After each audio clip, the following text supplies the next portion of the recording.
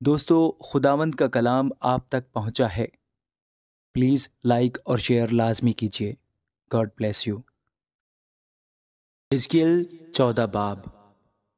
پھر اسرائیل کے بزرگوں میں سے چند آدمی میرے پاس آئے اور سامنے بیٹھ گئے۔ تب خداوند کا کلام مجھ پر نازل ہوا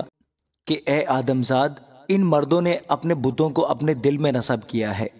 اور اپنی ٹھوکر کھلانے والی بد کرداری کو اپنے سامنے رکھا ہے۔ کیا ایسے لوگ مجھ سے کچھ دریافت کر سکتے ہیں؟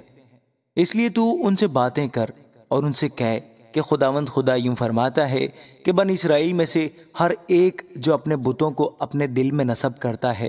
اور اپنی ٹھوکر کھلانے والی بد کرداری کو اپنے سامنے رکھتا ہے اور نبی کے پاس آتا ہے، میں خداوند اس کے بتوں کی کثرت کے مطابق اس کو جواب دوں گا، تاکہ میں بنی اسرائیل کو انہی کے خیالات میں پکڑوں، کیونکہ وہ سب کے سب اپنے بتوں کے سبب سے مجھ سے دور ہو گئے ہیں۔ اس لیے تو بنی اسرائیل سے کہہ، خداوند خدا یوں فرماتا ہے کہ توبہ کرو اور اپنے بتوں سے باز آؤ اور اپنی تمام مکروہات سے منہ موڑو، کیونکہ ہر ایک جو بنی اسرائیل میں سے یا ان بیگانوں میں سے جو اسرائیل میں رہتے ہیں مجھ سے جدا ہو جاتا ہے اور اپنے دل میں اپنے بت کو نصب کرتا ہے اور اپنی ٹھوکر کھلانے والی بد کرداری کو اپنے سامنے رکھتا ہے اور نبی کے پاس آتا ہے کہ اس کی معرفت مجھ سے دریافت کرے، اس کو میں خداوند آپ ہی جواب دوں گا، اور میرا چہرہ اس کے خلاف ہوگا، اور میں اس کو باعث حیرت و انگشت نما اور ضرب المثل بناؤں گا اور اپنے لوگوں میں سے کاٹ ڈالوں گا، اور تم جانو گے کہ میں خداوند ہوں۔ اور اگر نبی فریب کھا کر کچھ کہے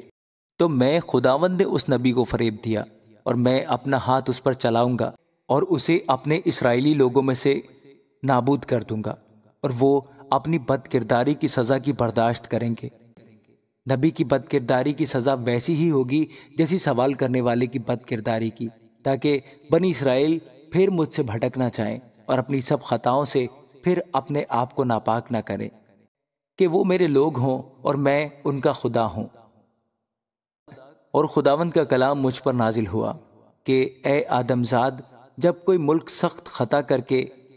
میرا گنہگار ہو اور میں اپنا ہاتھ اس پر چلاؤں اور اس کی روٹی کا عصا توڑ ڈالوں اور اس میں قحط بھیجوں اور اس کے انسان اور حیوان کو ہلاک کروں، تو اگرچہ یہ 3 شخص نوح اور دانیل اور ایوب اس میں موجود ہوں، تو بھی خداوند خدا فرماتا ہے کہ وہ اپنی صداقت سے فقط اپنی ہی جان بچائیں گے۔ اگر میں کسی ملک میں مہلک درندے بھیجوں کہ اس میں گشت کر کے اسے تباہ کریں اور وہ یہاں تک ویران ہو جائے کہ درندوں کے سبب سے کوئی اس میں سے گزر نہ سکے، تو خداوند خدا فرماتا ہے کہ مجھے اپنی حیات کی قسم، اگرچہ یہ 3 شخص اس میں ہوں تو بھی وہ نہ اپنے بیٹوں کو بچا سکیں گے نہ بیٹیوں کو، فقط وہ خود ہی بچیں گے اور ملک ویران ہو جائے گا۔ یا اگر میں اس ملک میں تلوار بھیجوں اور کہوں کہ اے تلوار ملک میں گزر کر، اور میں اس کے انسان اور حیوان کو کاٹ ڈالوں، تو خداوند خدا فرماتا ہے کہ مجھے اپنی حیات کی قسم، اگرچہ یہ 3 شخص اس میں ہوں تو بھی نہ بیٹوں کو بچا سکیں گے نہ بیٹیوں کو، بلکہ فقط وہ خود ہی بچ جائیں گے۔ یا اگر میں اس ملک میں وبا بھیجوں اور خون ریزی کرا کے اپنا قہر اس پر نازل کروں کہ وہاں کے انسان اور حیوان کو کاٹ ڈالوں، اگرچہ نوح اور دانیل اور ایوب اس میں ہوں تو بھی خداوند خدا فرماتا ہے مجھے اپنی حیات کی قسم، وہ نہ بیٹے کو بچا سکیں گے نہ بیٹی کو، بلکہ اپنی صداقت سے فقط اپنی ہی جان بچائیں گے۔ پس خداوند خدا یوں فرماتا ہے کہ جب میں اپنی 4 بڑی بلائیں یعنی تلوار اور قحط اور مہلک درندے اور وبا یروشلم پر بھیجوں کہ اس کے انسان اور حیوان کو کاٹ ڈالوں، تو کیا حال ہوگا؟ تو بھی وہاں تھوڑے سے بیٹے بیٹیاں بچ رہیں گے جو نکال کر تمہارے پاس پہنچائے جائیں گے، اور تم ان کی روش اور ان کے کاموں کو دیکھ کر اس آفت کی بابت جو میں نے یروشلم پر بھیجی اور ان سب آفتوں کی بابت جو میں اس پر لایا ہوں تسلی پاؤ گے۔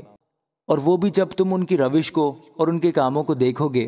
تمہاری تسلی کا باعث ہوں گے، اور تم جانو گے کہ جو کچھ میں نے اس میں کیا ہے بے سبب نہیں کیا، خداوند خدا فرماتا ہے۔ آمین۔